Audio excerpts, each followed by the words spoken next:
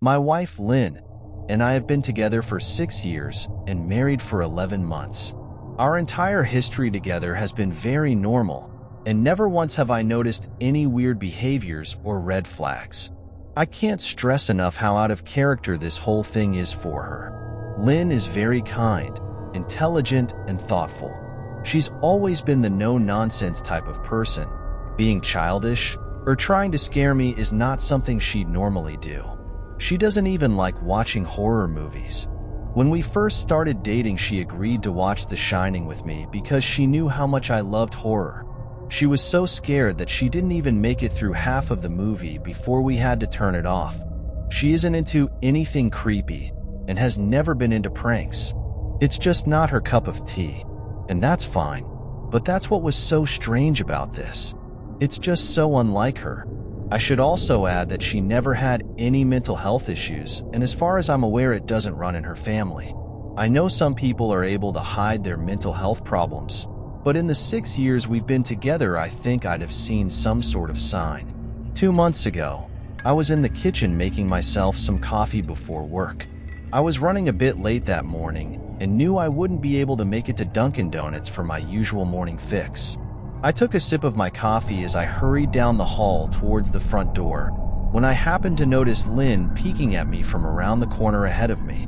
I could only see her eyes and a strand of her long dark hair hanging against the wall.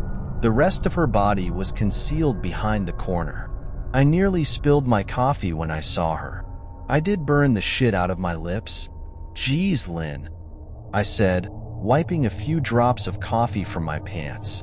"You scared the shit out of me." She immediately popped out of view like a little kid that had been caught. I heard her scurry off towards the living room, and by the time I got to the front door, she was out of sight. It was really weird, and just totally out of character for her, like I said, but I also found it kind of funny that she was being more playful and a little less serious. I shouted that I loved her, and called her a weirdo. As I shut the door behind me, I heard her laughing. Her behavior was a bit odd, but it certainly wasn't something to call a priest over. I forgot about it by lunch, and by the time I got home, she was her normal self. I didn't bring it up, and neither did she, and life went on. The next incident happened 3 days later. It was around 2 a.m., and I had woken up to get a drink. I was standing at the kitchen island, jug of OJ in hand, when I felt a strong feeling that I was being watched. For whatever reason, I looked down at the floor and saw my wife's smiling face staring back. She was peeking at me from the other side of the island, staring up at me with wide, unblinking eyes and grinning like the Cheshire Cat. I screamed. I'll admit it. Not out of irritation, but fear. For some reason at that moment I was scared. At the sound of my scream, Lynn scuttled backwards out of my view, her hands and feet smacking the tile floor as she hurried out of the kitchen on all fours. I didn't run after her, or even yell after her. I just stood there frozen in shock, wondering what fuck had possessed her to do that. It took me a little longer than I'd like to admit to go back upstairs, but I eventually did. When I got to our bedroom, Lynn was lying on her side, asleep, or at least pretending to be. I stood there for a while, watching her breathing to be sure she really was asleep. I had the feeling she might jump out at me the moment I got into bed, but she didn't. I climbed into bed and she didn't even move. Her breathing was soft and deep, and I was starting to wonder if I dreamt the whole thing. The next morning I waited for her to come down for coffee, and after handing her a mug and kissing her cheek, I decided to ask her about it. "What was that about last night?" I asked, keeping my tone light so I didn't offend or embarrass her. She frowned over her cup of coffee, shaking her head like she had no clue what I was referring to. "You were peeking at me again, from over there," I said, pointing to the spot on the floor by the kitchen island. She followed my gaze, and when she looked back at me, she burst out laughing. She laughed so hard that I couldn't help but join her. "You creep me the fuck out sometimes. You know that?" I said.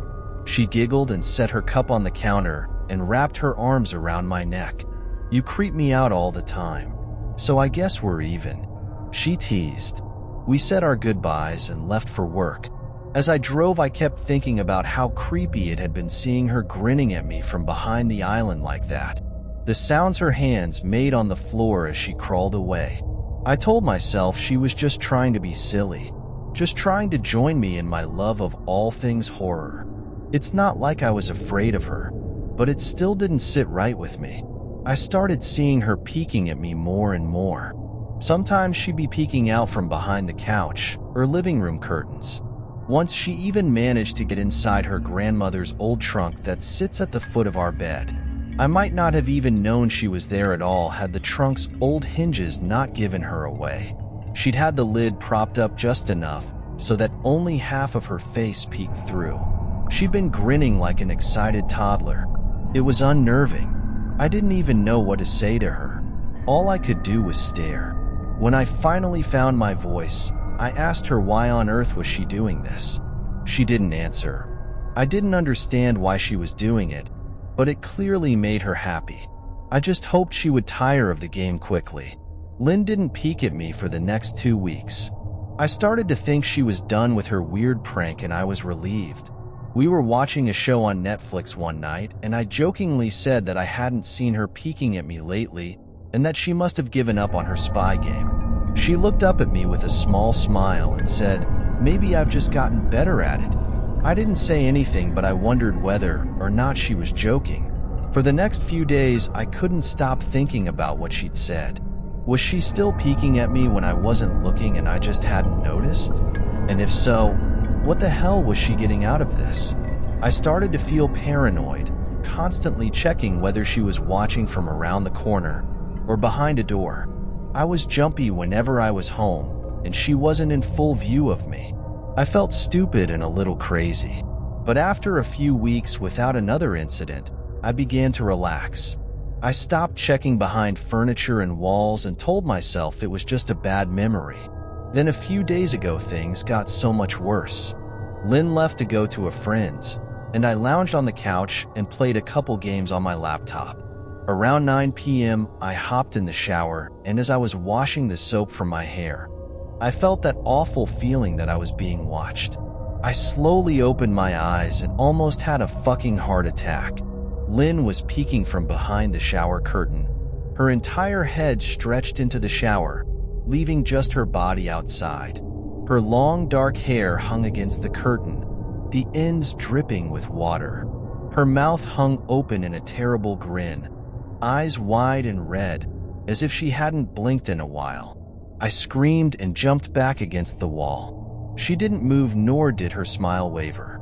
Her makeup ran down her cheeks in 2 black streaks. She looked giddy and completely deranged. I was fucking terrified. We stood like that for a few moments, neither of us saying a word.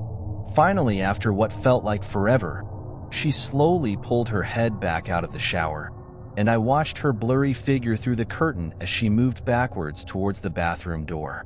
A second later, the bathroom door slammed shut, hard enough to rattle the mirror. I screamed again and jumped out of the shower to lock the door. I stayed inside the bathroom for over an hour. Maybe I overreacted to some of you, but joke or not, I wasn't going to put up with the crazy shit anymore. That's what I kept telling myself as I paced in my bathroom, stopping to listen at the door every few minutes. Suddenly, I heard a muffled sound, and I pressed my ear against the bathroom door, straining to listen. I couldn't hear anything, but I envisioned Lynn standing on the other side of the door, giggling at her joke. I felt a surge of anger.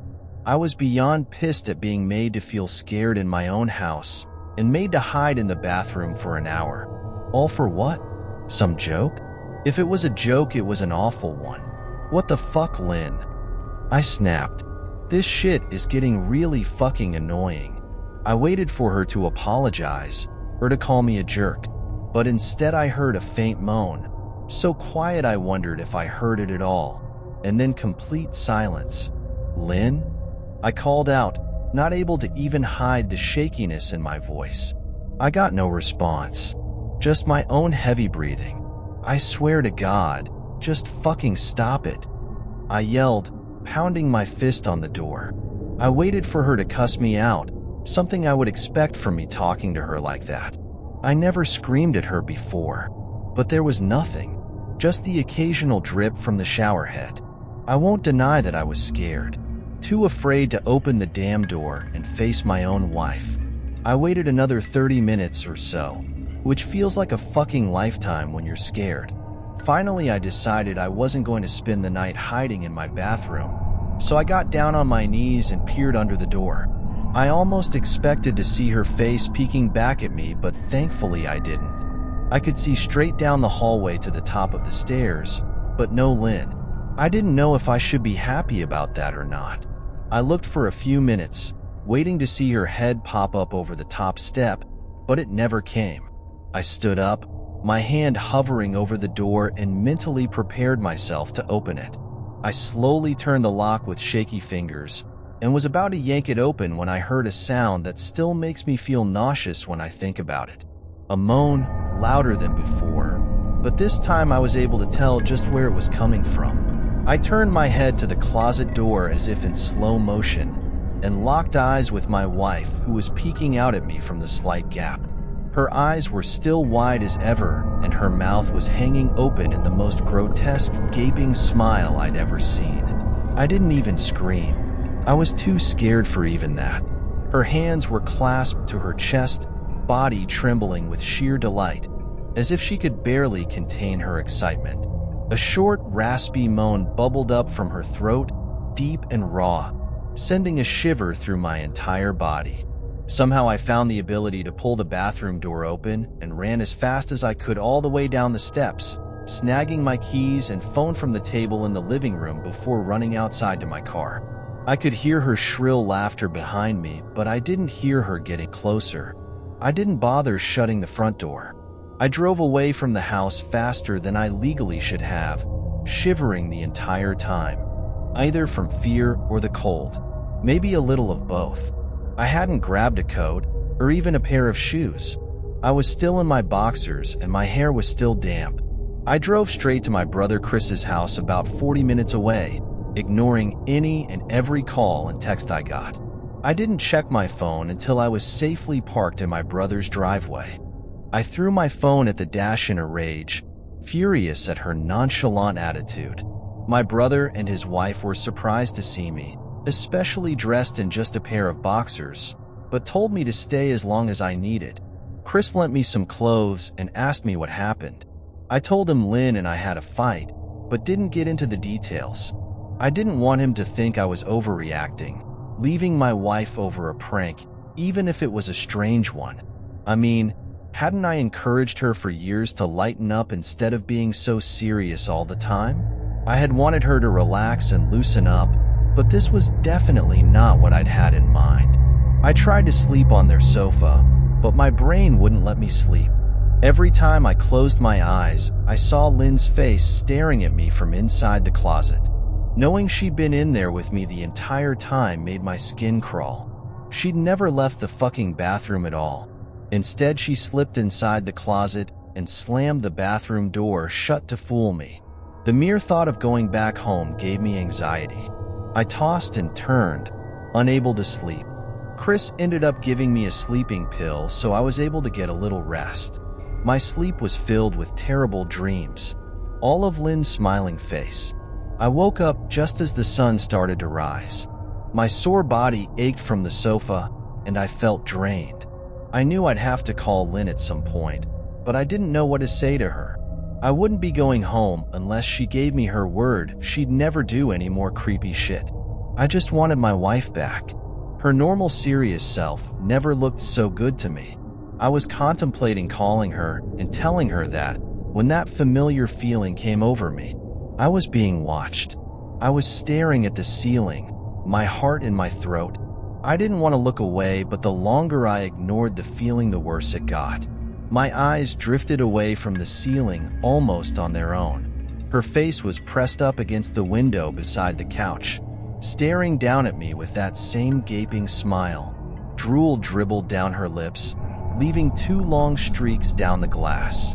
I didn't know how long she'd been there, but something told me she'd been there quite a while, possibly all night. I didn't bother screaming, though I was afraid anger trumped any fear I felt at that moment. I jumped up from the couch and pounded my palm against the glass. "Lynn, are you crazy? What the hell is wrong with you? Just go home," I shouted. "Now." She didn't move, and her ghastly expression never changed. If anything, her smile only grew, as if she had never been more elated. I could hear Chris and his wife moving around upstairs, as if Lynn could hear them from her place outside. Her head twitched slightly in their direction, and she began to close her mouth slowly.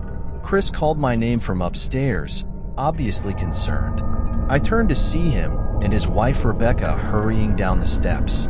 When I turned back to the window, Lynn was gone. The only sign she'd been there at all was the 2 streaks of drool still dripping down the glass. I tried explaining to Chris and Rebecca about waking up to see Lynn watching me through their window. They were skeptical. Who wouldn't be? Chris and I went outside to the spot in front of the window, but there were no footprints in the dirt, just a slight indent. Animal probably, Chris guessed, and I didn't argue. He and Rebecca assumed I dreamt the entire episode, but they didn't understand, and I was too tired to explain it to them. I called out of work that day and turned my cell off. I didn't want to face Lynn. Just talking to her was too much for me at that point.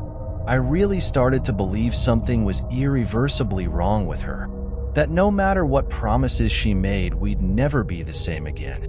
The thought saddened me to my core. I cried most of the morning. By noon, I figured I was ready to confront her, give her one last chance to explain herself. I could at least give her that after 6 years, I told myself. I turned my phone on and saw the dozens of texts she'd sent, all from a seemingly concerned wife. "Can we talk? I love you. Please call me. I'm really worried. Can you answer? Just come home." And more of the same. All texts telling me she loved me and she wanted me home. How worried she was. Not a damn one addressing the crazy shit she pulled. Like she hadn't been acting like a character from a Stephen King book. Even her texts were different.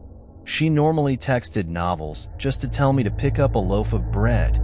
You'd think she'd have more to say to me after her bizarre shenanigans. I know it probably seems childish to some of you who are miles away from this situation, but if you saw the way Lynn had looked at me, how she scampered away on all fours like some wild animal, grinning at me from inside the closet like a lunatic, then I think you'd find my reaction was warranted. I ended up staying with Chris and Rebecca for another night. I didn't wake up yesterday until afternoon, and thankfully I didn't see Lynn's face watching me through the window. I don't want to pry, because it's not my place. But is this fight something that can be mended? Rebecca asked. She'd made us both a sandwich for lunch, and I knew she wanted to breach the subject without seeming to be nosy. I don't know. She's like a different person. People change, Ben, but she's still the same woman you married. Maybe you both just need to talk through your issues. Whatever's going on, I'm sure it can be fixed. She said, ever the peacemaker. I think it's beyond that now. I don't think talking would help. I just don't trust her. I said. The words stung in my heart. I missed and loved my wife. But how could I live with someone like that? Living in constant fear didn't sound too appealing. Lynn loves you. She has to be absolutely crushed. She said. I don't know about that. I said. Well, she certainly seemed like it to me. I've never seen her so upset. Very much unlike the Lynn I know. Rebecca said, shaking her head sadly. It took a full minute for her words to really sink in, and when they did, I felt dread worming its way through my skin. Wait, what do you mean? You saw her? You saw Lynn? I asked, my mouth suddenly dry. Rebecca nodded casually as if that fact wasn't nightmare fuel.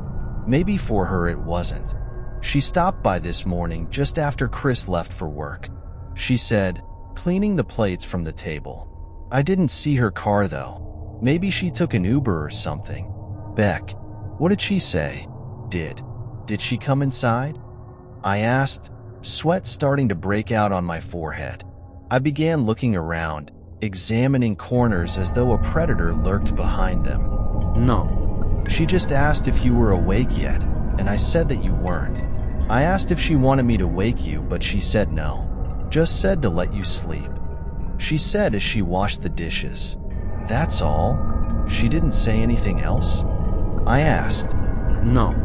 She looked awful though, like she hadn't slept in days. I think you should call her. I got up from the table and thanked Rebecca for lunch. I felt a little bit better at the knowledge that at least she hadn't come inside.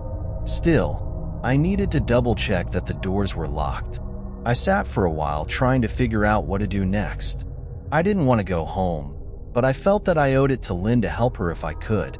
Hadn't I swore an oath to love and honor her through sickness and in health?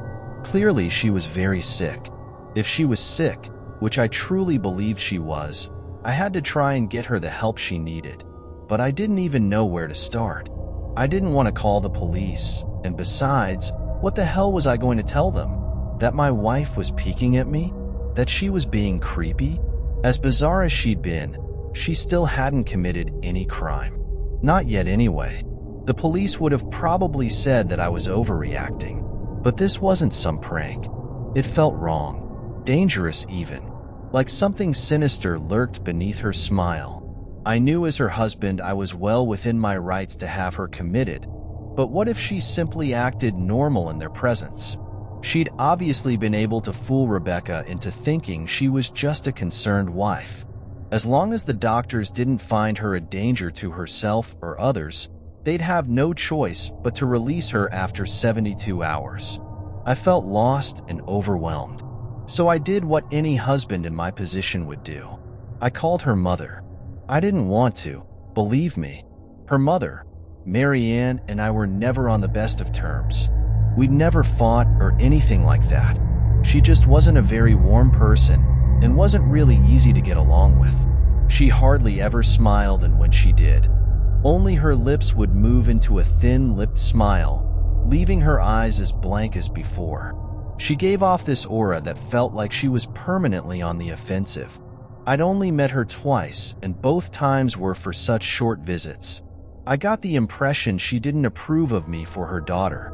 Lynn always ushered us out quickly, as she didn't want me to feel uncomfortable, which I was grateful for. Being in her mother's company felt almost unbearable, like walking on glass.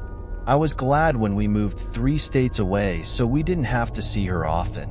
I was happy to avoid the woman, but I needed her help. I really didn't want to talk to her at all, but I had to talk to someone, and someone who knew Lynn better than I did. So I grit my teeth and did what I had to. Yes? She answered, already sounding irritated. Mary Ann, it's me, Ben. Do you have a minute to talk? I asked. I could hear her cluck her tongue in irritation. I'm in the middle of writing some checks, but if you insist, I suppose I can spare a moment. What is it that you want to discuss, Benjamin? She said, coolly. It's about Lynn. She's been acting strangely, and I was wondering if you had any idea whether there was something. I was quickly interrupted.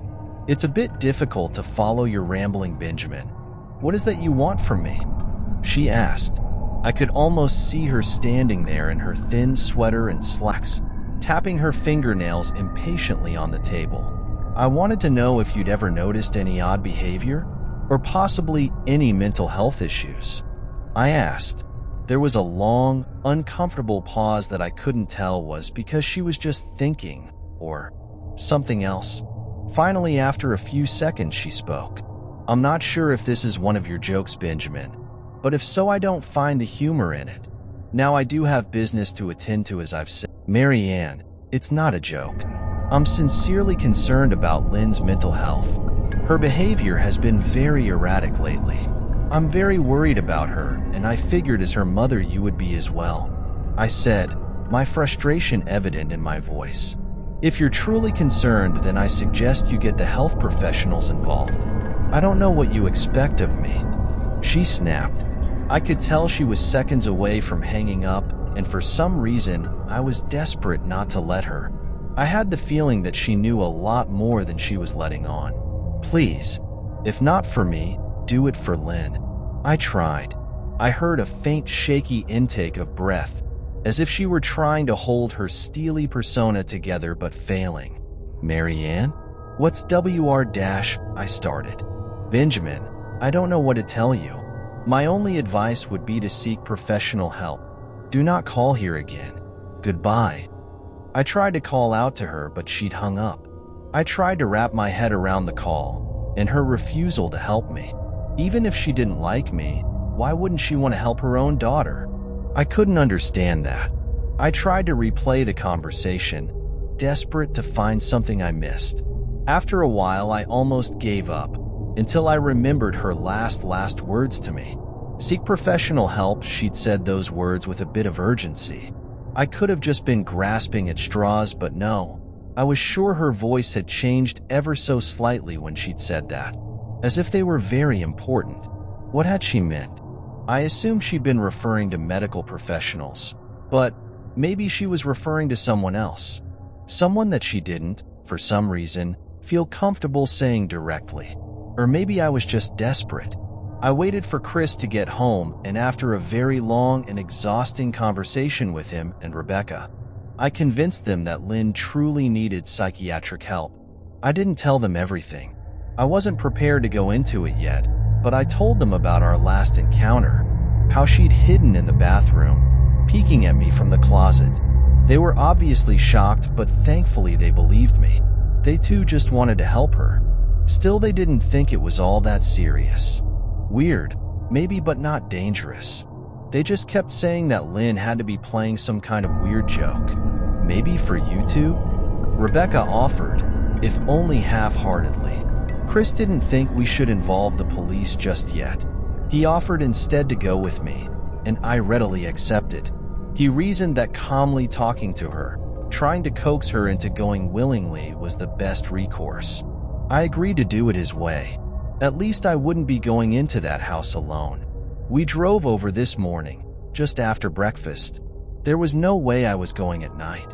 When we pulled into the driveway, my stomach began doing somersaults. Her car wasn't there, but I still didn't let my guard down. The front door was ajar, and for a split second I thought we'd see her eyes staring through the gap. I was shaking and starting to sweat. Chris, however, was fine.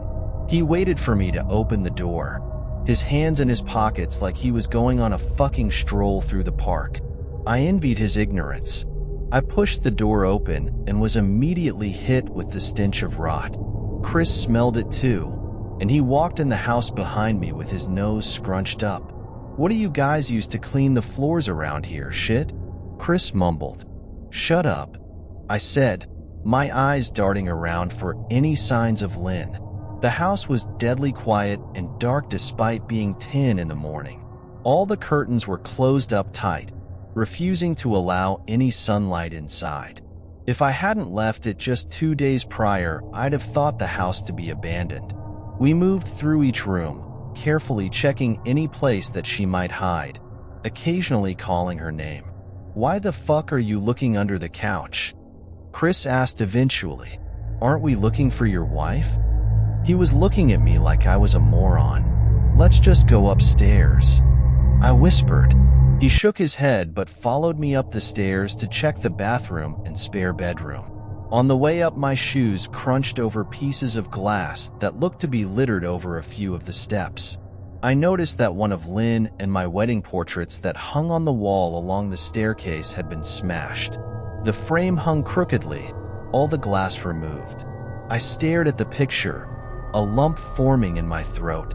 We had taken the photo just after leaving the church, after saying our vows. She looked so beautiful in her white gown. I looked at Lynn's beautiful face. I never dreamed her face would ever be a source of terror for me. We climbed the rest of the steps and checked the spare bedroom, but it looked completely untouched. I was hesitant to go into the bathroom, my fear from that night coming back to me all at once. Chris noticed and offered to go in by himself, but I couldn't let him do that. So we walked in together, checking the closet and the shower. The bathroom looked as if it hadn't been touched since the night I left. "I don't think she's here, Ben.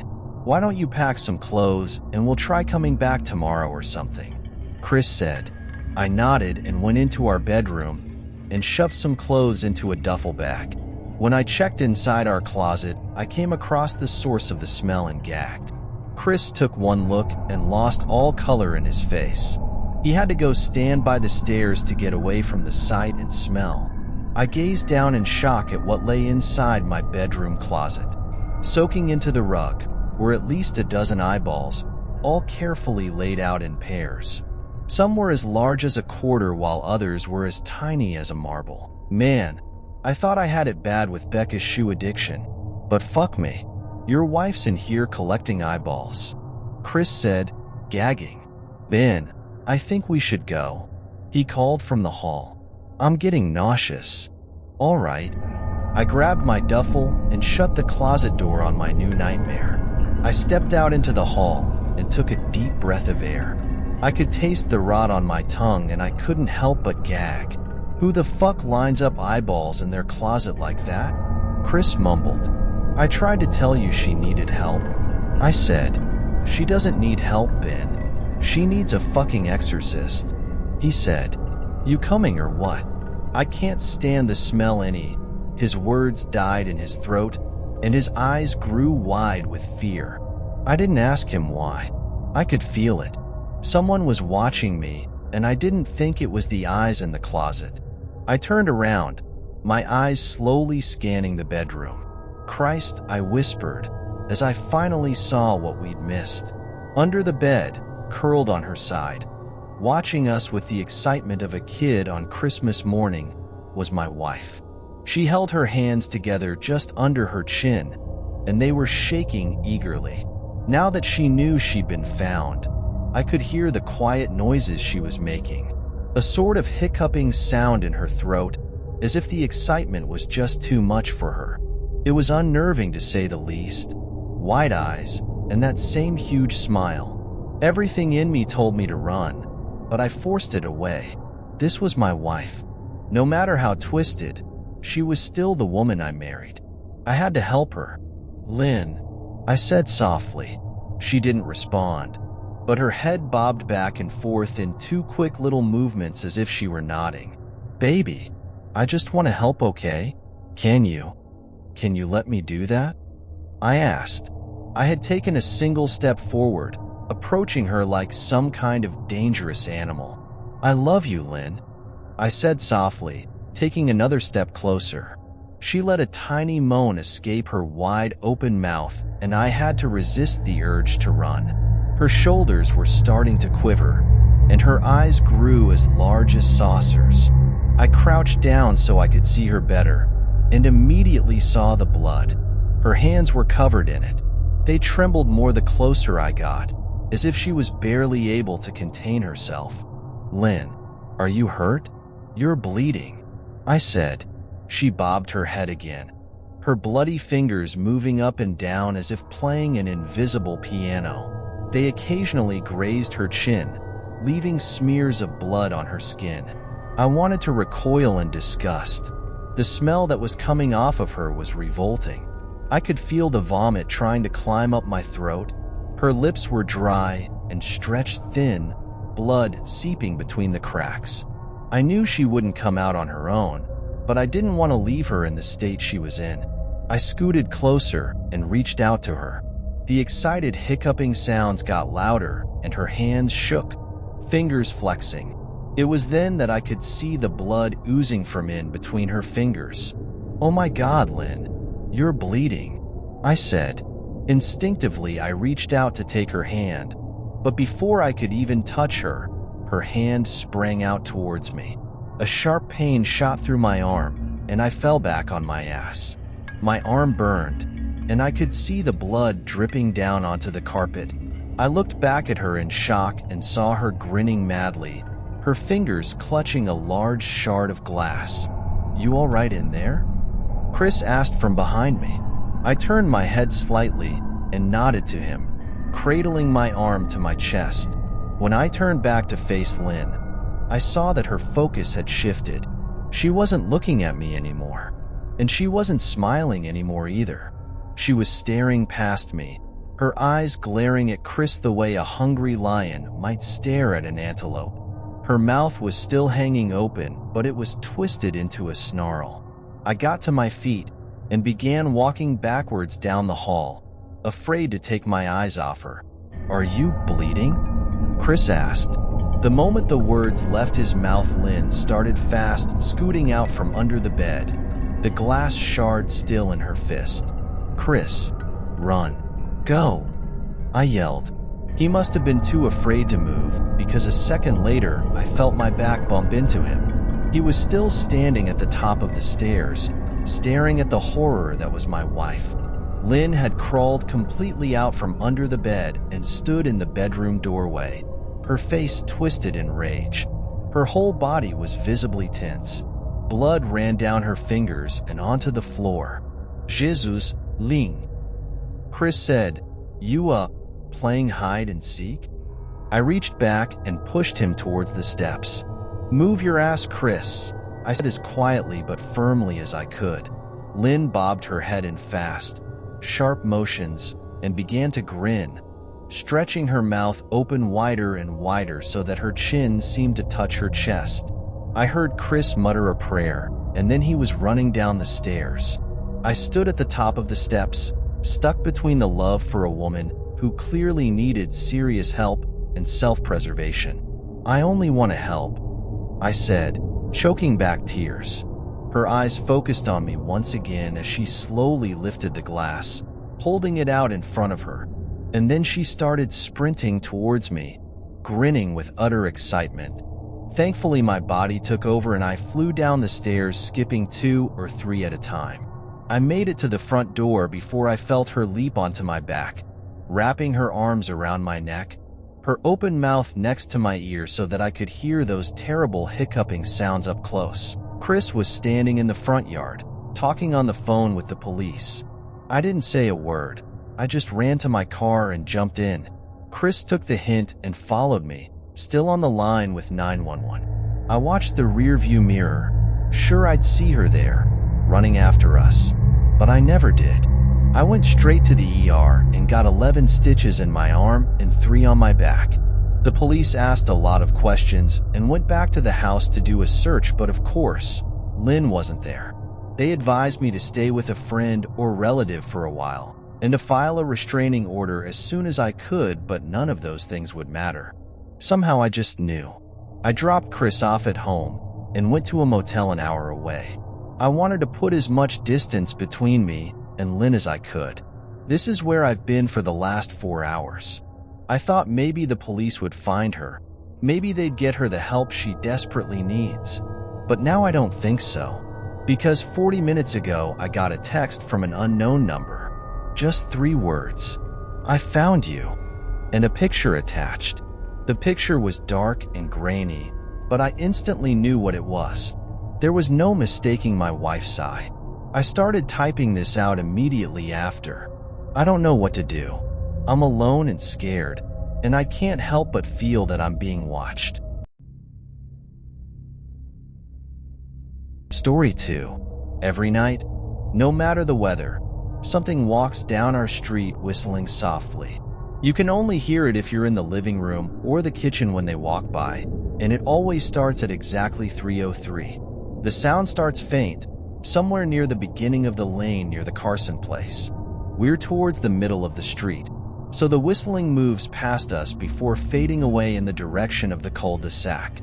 When I was younger, my sister and I would sneak into the kitchen some nights to listen. Mom and Dad didn't like that, and we'd catch hell if they found us out there, but they were never too hard on us since we always stuck to the one big rule. Don't try to look at whatever was whistling. My neighborhood is a funny place. I've lived here since I was 6 and I love it. The houses are small but well kept, good-sized yards, plenty of places to roam. There are a lot of other kids here my age. I turned 13 back in October. We grew up together and would always play foursquare in the cul-de-sac or roam around from back porch to back porch in the summer. This was a good place to grow up. I'm old enough to see it. And there's only the 2 strange things here: the night whistling and the good luck. The whistling never bothered me much. Like I said, I couldn't even hear it from my bedroom. But Mom and Dad don't like talking about it. so I've stopped asking questions. My dad is a strong guy, tall and calm. He has an accent since he moved to the US as a kid. His family, my grandparents, they're from the islands. That's what they call it. My dad, the only time he isn't so calm is if the Whistler comes up. He talks a little quicker then, eyes move faster, and he tells us not to think about it so much and to always remember the one rule, the big rule. Don't try to look outside when the Whistler goes past. Not that we could look even if we wanted. See, there are shutters on the inside of every window, thick pieces of heavy canvas that pull down from the top and latch to the bottom of the window frame. Each latch even has a small lock, about the size of what you'd find on a diary. My dad locks those shutters every night before we all go to bed and keeps the key in his room. My mom, I don't know what she thinks about the whistling. I've seen her out in the living room before at 3:03 when the sound starts. I could see her if I cracked my door open just an inch to peek. She's not out there often, at least I haven't caught her much. But once or twice a month, I think she sits out there on our big red couch just listening. The Whistler has the same tune every night. It's cheerful. Da-da-da-da-da-doom. Da-da-da-da-da-doom. Remember how I said there are two odd things about where I live? Well, besides our night whistler, everyone in my neighborhood is really lucky. It's hard to explain, and Dad doesn't like us talking about this part much either, but good things just seem to happen to people around here a lot. Usually, it's small things, winning a radio contest, or getting an unexpected promotion at work, or finding some arrowheads buried in the yard, the authentic kind. The weather is pretty good, and there's no crime, and everybody's gardens bloom extra bright in the fall. A million little blessings, I've heard my mom say about living here. But the main reason we stay here, why we moved here in the first place, is my sister Nola. She was born very sick, something with her lungs. We couldn't even bring her home when she was born, only visit her in the hospital. She was so small, I remember. Small even compared to the other babies. A machine had to breathe for her. We moved into our house here to be closer to the hospital. As soon as we moved here, Nola started getting better. The doctors couldn't figure it out. They chalked it up to whatever they were doing, but we all could tell they were confused. But my parents knew. Even I knew. Nola getting better was just another of the million little blessings we got for living in our neighborhood. So that's why we stayed even after we found out that, for every small miracle that happens here every day, now and then, some bad things happen. But they only happen if you look for the Whistler. See, our neighborhood has a welcoming committee. They show up with macaroni casserole and a gift basket and a manila folder whenever someone new moves in. They're very friendly. For people showed up when we moved in 7 years ago. The committee made small talk, gave me a Snickers bar, and took turns holding Nola. It was her first week out of the hospital, so they were extra careful. Then the committee asked to speak to my parents in private, so I was sent to my room where I still managed to hear nearly every word. The welcoming committee told my parents about how nice the neighborhood was, really exceptionally, hard to explain kind of nice. And then they told my parents about the even harder to explain whistling that happened every morning at 3:03 and ended at the tick of 3:05. The group, our new neighbors, warned my parents that the whistling was quiet, would never harm or hurt us, as long as we didn't look for what was making the sound. This part they stressed, and I pushed my ear into the door straining to hear them. People who went looking for the Whistler had their luck change, sometimes tragically.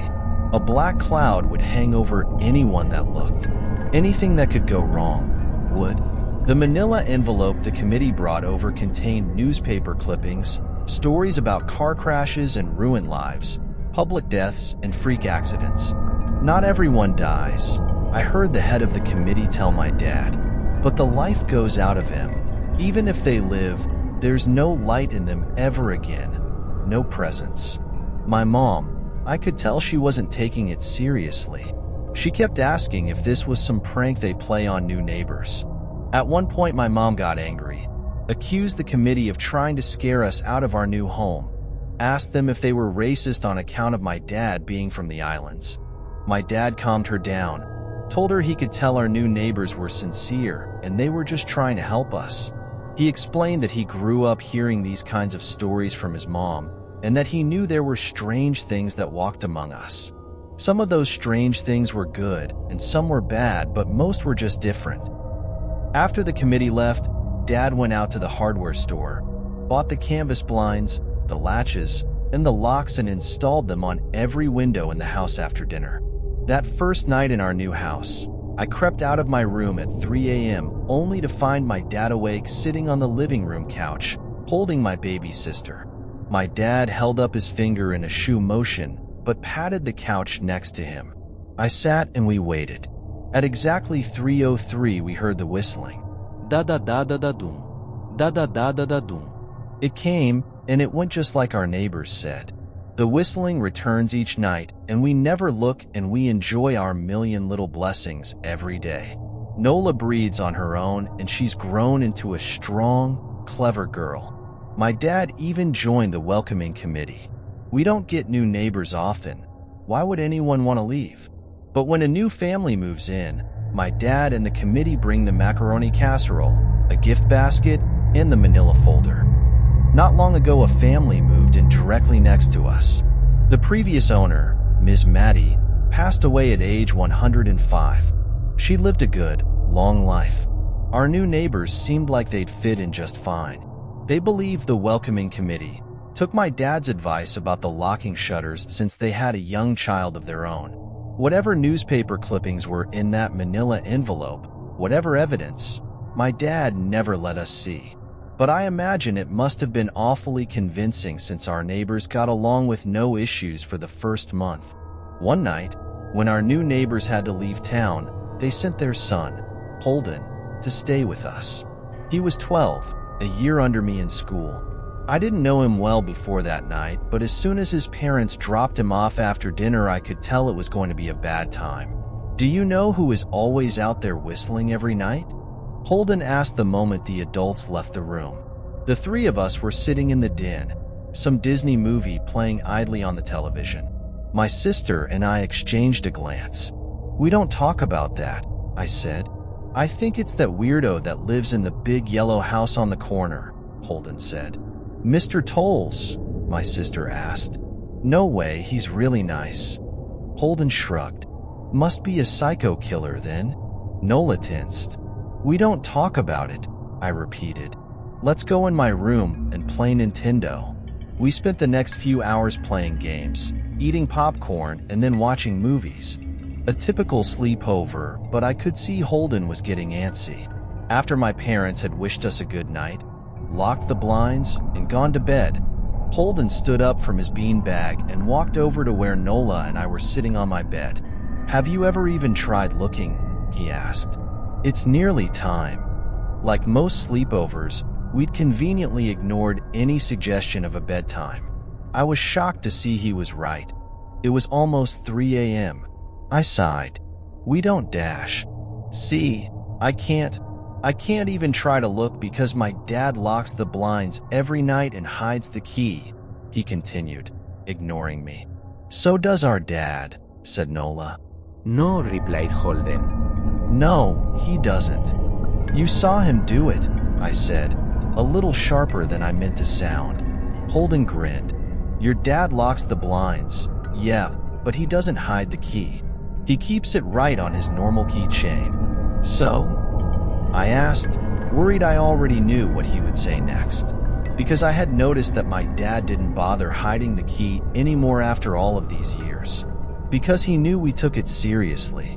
"So, after your dad locked up, but before your parents went to bed, I went to the bathroom, and on my way, I may have peeked into their room, and I may have seen your dad's keychain on his nightstand, and I maybe went and borrowed the key to blinds." Nola and I stared, and his grin only grew wider. "You're lying," I said. Holden shrugged. "You can check if you want. Just open your parents' door and look. You'll see his keychain right there on the nightstand. Stay here," I told both of them. "Don't move a muscle." I hurried over to my parents' room but hesitated at the door. If Holden wasn't lying, my dad would be angry. beyond angry. I was scared thinking about it, but more scared of an open window with the whistler right outside. I opened the door, barely an inch, and looked in, but it was too dark to see. Taking a deep breath, I walked into the room. 2 steps into the dark, I froze. The whistling started, and I could hear it clearly from my parents' room. I never realized, but they must have heard the sound every night since we moved into the house. They never told us. I don't think I could have slept through it. I stood there, listening to the whistling come closer, unsure whether I should turn on a light or call out for my dad. Soft sounds from the living room brought me back to reality. "Nola!" I yelled, running out of my parents' room. Holden and Nola were standing near the front door next to a window. Holden wasn't lying. I could see him fumbling with the lock on one of the blinds. I heard a click. He did have the key. Holden let out a quick laugh. Nola stood next to him, hunched up, afraid but maybe curious. The whistling was right outside our house now. "I think I made a sound," called out. "I can't remember." Time felt frozen, clock hands nailed to the face. But I found myself moving. I'm not fast. I've never been athletic. Somehow, though, I covered the space between myself and Nola in a moment. My eyes were locked on her, but I heard Holden pull the blind all the way down so it could release. I heard the snap of it start to raise, and I heard the whistling just on the other side of the window. But I had my arms around Nola, and I turned us so she was facing away from the window. At the same time, I jammed my eyes shut. The blind whipped open. The whistling stopped. I felt Nola shaking in my arms. "Don't look, okay?" I told her. "Don't turn around." We were positioned so that she was facing back towards the hallway, and I was facing the window. My eyes were still closed. I felt her nod into my shoulder. I reached out with the arm not holding Nola and tried to touch Holden. My hand brushed against his arm. He was shaking worse than Nola. "Holden?" I asked. Silence. I reached past him and gingerly felt for the window, eyes still sealed shut. The glass was cold against my fingertips, colder than it should have been for the time of year. I moved my hand up the window, searching for the string to the blind. The glass began to get warmer the further I reached, and there was a gentle hum feeding back into my fingertips. I tried not to think about what might be on the other side of the window. Finally, I touched the string and yanked the blinds shut. I opened my eyes. In the dim light leaking out from the kitchen, I could make out Holden, pale and small, staring at the now closed window. "Holden?" I asked again. He turned towards me and he screamed. Everything became a flurry of motion. Lights sparked to life in the hall, then the living room. My parents' footsteps thudded across the hardwood floor. I didn't turn to look back at them. My eyes were glued to Holden. He was pale, had bit his lips so hard there was a thin red line of blood running down his chin, and he'd wet himself. "What happened?" my dad asked from behind me. I managed to swivel away from Holden and look back. He looked. I'd never seen my dad scared before, but I saw it that night. In that moment, an old, ugly terror stitched on his face. A parent's fear. "Just Holden," he mouthed to me. I nodded yes. My dad let out a breath. He looked so relieved I nearly expected him to cheer. But then he turned to Holden and my dad's face changed. I wondered if he felt bad for feeling good that Holden was the only one that looked. There was a knock at the door. We all froze. Holden whimpered. "Don't answer it," my mom said. She stood at the threshold of the hall. I'd always thought she was a skeptic and just humored my dad about the windows and the whistler, but that night we were all believers. I noticed that both of my parents held baseball bats they must have taken from their bedroom. The knock came again, a little louder this time. "Please don't open the door," Holden whispered. My dad walked over to him, hugged him close. "We won't," my dad promised, still holding his bat. "Nothing is coming in here tonight." Thud, thud, thud. This time the knocking was loud enough to rattle the door. Holden screamed again, and Nola clutched her arms around my neck. My mom came over and knelt down next to us, wrapping my sister and me close. Thud, thud, thud. Call the police, my mom whispered to my dad. The knocking instantly stopped. My dad looked over his shoulder at us. Do you think dash? He was cut off by frantic knocking that trailed off to a polite tap, tap, tap. Police, something said from the other side of the door. The voice from outside sounded exactly like my mom, like a parrot repeating the words back to her. Police, call. The police, tap, tap, tap, police. My mom pulled us closer. Police, police, police, police. Please stop, I heard her whisper. I don't think calling them will help, my dad said. How will we know when they're the ones at the door? The knocking came back harder than before. The door shook, then it stopped. After a long moment, I heard the knocking again, but it was coming from our back door. We all turned together towards the back door, but the knocking immediately returned to the front door. Front to back to front, loud then quiet then loud again. Suddenly, the sound was coming from both doors at once, big, heavy blows like a sledgehammer. Then something started rapping against all of the windows in the house, then the walls. It was like we were living inside a drum with a dozen people trying to play at once. Or we were a turtle and something was attempting to claw us out of our shell. Stop, Holden yelled. The knocking died. I won't tell, Holden said, staring at the door. I promise I won't tell anyone what I saw. Just please go away. We waited for nearly a minute. Then we heard it. A soft tap, tap, tap coming from the window Holden had looked through earlier. Holden started to cry, sobbing like a prisoner watching gallows being built outside their cell. My dad held him, brushed his hair but never lied to him, never told him things would be okay. It's done. Holden's parents came back around lunchtime. My mom and dad walked Holden over to his house, and they all went inside for quite a while. Nola and I watched from the window. She stuck to me the whole day, right at my side, sometimes holding my hand. When my parents came back, they looked grim, but wouldn't tell us what they said to Holden's family. It was a Sunday, so we all spent the day together, ordered pizza, and watched movies. That night, everyone slept in my room, Nola and my mom in the bed with me, my dad in a chair he'd pulled over. There was no knocking that night or any night since. We didn't see much of Holden or his parents for the rest of that week, but by Thursday there was a moving truck in their driveway. Nola and I watched them packing up the whole afternoon after school. What sticks with me most is how tired Holden and his parents looked. All three had the same pallor, grim mouths, and lightless eyes. Even from across the street, I could tell something was very wrong. Holden and his family were gone before sunset. I remember what the original welcoming committee said to my parents when we moved in. Not everyone who looks at the Whistler dies, but even those that live have the light go out of them, and the rest of their lives are full of misfortune. A million little tragedies. I think Holden's parents must have looked either to comfort him if they didn't believe or share the burden if they did.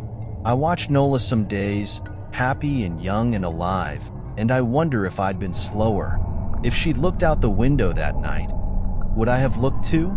To comfort her? To share that burden? I'm glad I don't have to find out. We still live in that house, in that neighborhood. We still hear our Whistler walking past every night.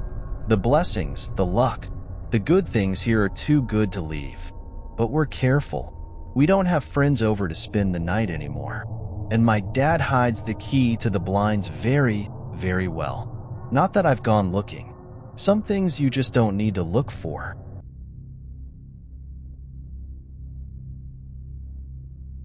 Samantha told me about it on our third date. We were watching a movie on her couch when I made my move to kiss her. She whipped her hand in front of my face and blocked me. There's something you need to know, she said. I braced myself. Here it comes. I'm not ready for a relationship. Nothing to do with you, of course. It was the absolute last thing that I wanted to hear, because I was already crazy about her. Okay, I said. I have a removable face. That's a new one. You have a what now? I was about to laugh, but she was wearing a deadly serious expression. I have a removable face. Is that like a metaphor or something? No. My face is literally removable. Look closely. She lifted her chin and traced her jawline with a finger. You can see the seam. After admiring how beautiful her neck was for a dizzying moment, I leaned in for an inspection. It was very hard to see, but it did look like there was a slightly unnatural transition there from her face to her throat. I grew dizzier as a dozen questions rushed into my brain. Don't bother asking why or how or anything like that, said Samantha. I can't tell you that. If that's going to be a problem, you should leave now. I'm letting you know this because I like you, and I want to take the next step, but this is non-negotiable. Okay, I said, unsure of what was happening. Not a problem. So what? You have a removable face. Who cares? It looks good. There's something else. Once a day, usually in the evening, I have to remove the face and disinfect the inside of it. If I don't, it will rot. This takes about an hour, give or take, depending on how my day went. During this time, you must never ever look at my real face. Never. Do you understand? Got it. Don't ask about it. Don't look at your real face. Samantha stood up. Now, I'm going to go into the bathroom and clean my face. That will give you plenty of time to think about what I've told you. If you're here when I'm done, that's great. I would like that. But if you're gone, I'll understand. She turned and walked into her bedroom. I sat in stunned silence as I heard the bathroom door close. I gave the thing some serious thought. It was possible that it was a joke of some kind. It was possible that it was a delusion. Was it possible that it was true? Well, it was certainly possible to transform an actor's face with movie makeup. So I supposed it was possible that Samantha wore a removable face every day. Maybe she had had a horrible accident where her flesh had been mangled. Maybe her face had been melted by acid or burned by fire, or the skin shorn off by heavy machinery. If it had, I would never know, because she would never tell me, and I would never see it. I pictured a face of raw, naked muscle, rotting away. Could I kiss her, if that was what I was kissing? But wasn't that what we all were, under the skin? Just muscle and bone and blood and squishy organs. I paced around the living room, running my hand through my hair. I liked Samantha a lot. She was smart and funny and beautiful. But was that beauty real? Did it count? Did it matter if it was real or not? Was I being superficial even worrying about it? When she came out of the bathroom, I was still there. I looked at her face. She smiled and I was in love. Asterisk. We dated. We moved in together. We decided to get married. For the most part, it was a completely normal relationship, typical of two young people in love, building a life together. During the day, it was easy to forget about the face altogether. It looked natural enough, and only in certain positions, in certain lights, was there ever any indication that it wasn't natural. But every night was the same. Samantha would close herself in the bathroom, sometimes for an hour, sometimes for 2, and clean the inside of her face. The curiosity never left me. I would sit there and wonder what was under that face. I came so close to barging in on her a few times, but I never did. I did occasionally ask her about it. About what, if anything, had happened. About how it was possible to make the removable face look so real. About what it really looked like underneath.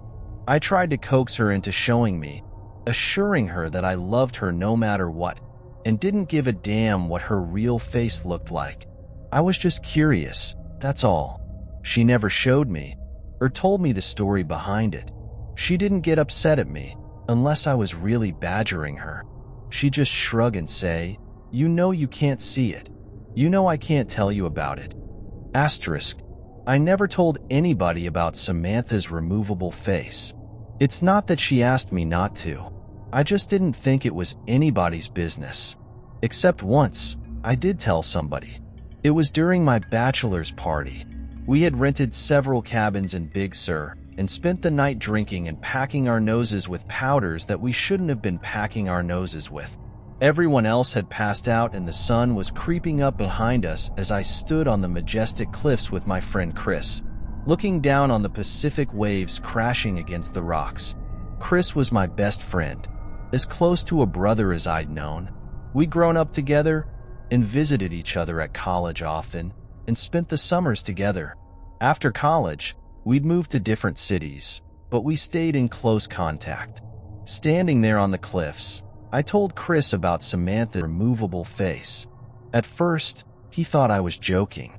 Then he had 1,000 questions, most of which I couldn't answer. What's underneath? I don't know, man. I don't know. Doesn't that drive you crazy, not knowing? I shrugged. Lots of stuff I don't know. Don't know how to do calculus, and I don't know what happens when we die. But dude, she's about to be your wife, and you don't even know what she looks like. I mean, I'd have to take a look. Like, you could set a camera up in the bathroom. That's where she does it, right? Set up a camera and have a look and then you'll know. I sighed. Yeah, it drives me crazy. I've asked her 1,000,000 times, but she told me I could never look. Gotta respect that, man, even if I don't like it. That's love. Chris laughed. Chris was in town for business last week and planned on spending the weekend at our house. The conversation at Big Sur had happened 4 years ago, and we hadn't spoken about Samantha's removable face since, despite keeping in close contact and seeing each other as often as two people transforming into adults in different parts of the country can. It happened on Saturday evening. We were lounging lazily in the backyard, deep into the beer, having just finished with some grilled steaks, when I got a text from work. God damn it, I groaned. I have to make a work call. Seriously? Said Samantha, raising an artificial eyebrow. On a Saturday night? My biggest client, baby. Sorry. It is what it is, I guess, said my wife. I'm going to head inside and get cleaned up. Chris, are you okay just hanging out for a bit? Chris smiled. I'll be fine. Got my beer. Got some weeds to pull in your garden. God knows your lazy-ass husband isn't going to do it. Those tomatoes are choking to death. It's a tragedy. I rolled my eyes and went into the side yard to make my call. 15 minutes into it, I heard the screams coming from inside. Both my best friend and my wife were wailing in terror. I dropped the phone and ran into the house and down the hall to our bedroom. Through the open door, I could see that the door to the master bathroom was also standing open. Don't come in, screamed Samantha. I don't have my face on. Call an ambulance. He looked. Oh God, he looked. She sounded desperate and truly horrified. That made me desperate and horrified, and I wanted to rush into the bathroom, but I knew suddenly that that would be a mistake.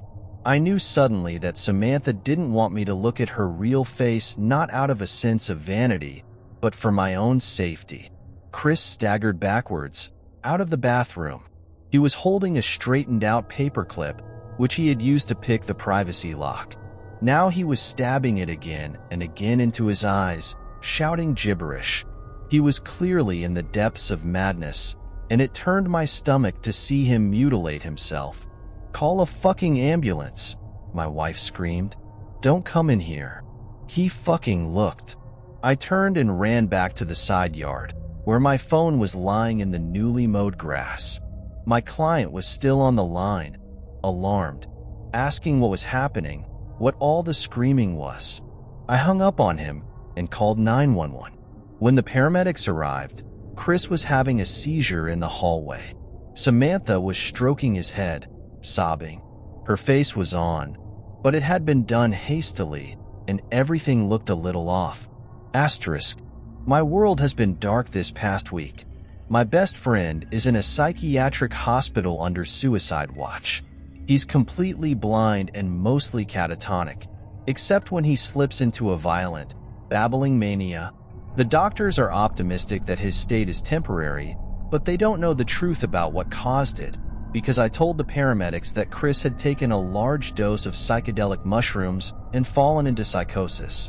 I saw no good reason to tell the truth about what had happened. Who would believe that one look at my wife's real face would make somebody insane? At best, we would be the subjects of a long investigation. At worst, we would have to prove that what we were saying was true by showing somebody Samantha's face. Then the same thing would happen again, and what after that? I had no idea and no interest in finding out. For Samantha's part, I knew that she would never consent to show anybody her real face, no matter what the consequences of refusal were. I did get a follow-up call from the police, asking me to confirm my story. The hospital found no traces of psilocybin in Chris' blood, though that's not unheard of, since it has a short half-life. If they end up testing his hair, I will likely be in a lot of trouble. But that's truly the least of my concerns. Samantha is in a state of her own. She still cleans the inside of her face, though not as regularly, and when she puts it back on, it's always crooked now. It is beginning to smell a little bit. I've tried to assure her that it wasn't her fault. He knew, I said. I told him that nobody was ever allowed to look at it. He knew, and then he broke into the bathroom. This is not on you, baby. Please, talk to me. Not on me? That one look at my fucking face makes people insane. Please, I just need some time alone. As for me, I am doing my best to hold it together. Do you know what's strange, though? Despite what happened to Chris, I still find myself curious about what my wife's real face looks like. More curious than ever.